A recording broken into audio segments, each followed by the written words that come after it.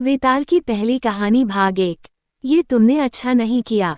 राजकुमारी समझ गई कि जब तक मैं हूँ वह तुम्हें अपने बस में नहीं रख सकती, इसलिए उसने इस खाने में जहर मिलाकर भेजा है। ये कहकर दीवान के लड़के ने थाली में से एक लड्डू उठाकर कुत्ते के आगे डाल दिया। खाते ही कुत्ता मर गया। राजकुमार को बड़ा बुरा लगा। उसने कहा, ऐसी स्त्री से भगवान बचाए, मैं अब उसके पास नहीं जाऊंगा।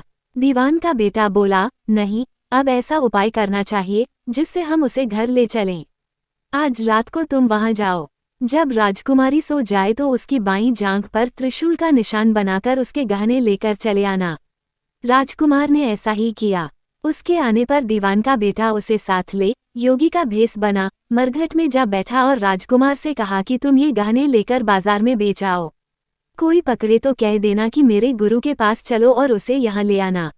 राजकुमार गहने लेकर शहर गया और महल के पास एक सुनार को उन्हें दिखाया।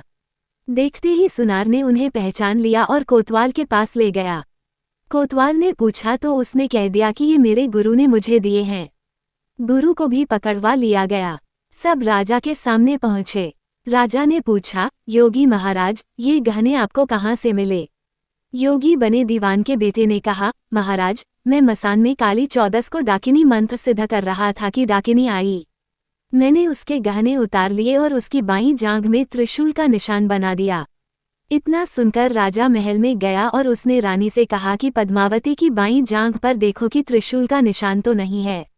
रानी देखा तो था। राजा को बड़ा दुख हुआ।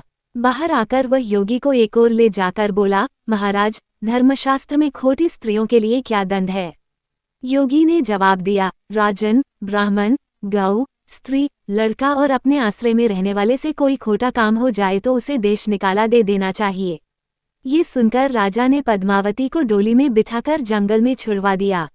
राजकुमार और दीवान का बेटा तो ताक में बैठे ही थे। राजकुमारी को अकेली पाकर साथ ले अपने नगर में लौट आए और आनंद से रहने लगे।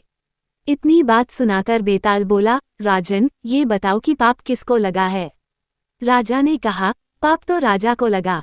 दीवान के बेटे ने अपने स्वामी का काम किया। कोतवाल ने राजा को कहना माना और राजकुमार ने अपना मनोरथ सिद्ध किया। राजा ने पाप किया, जो बिना विचारे उसे देश निकाला दे दिया। राजा का इतना कहना था कि बेताल फिर उसी पेड़ पर जा लटका। राजा वापस गया और बेताल को लेकर चल दिया। बेताल बोला, राजन, सुनो, एक कहानी और सुनाता हूँ।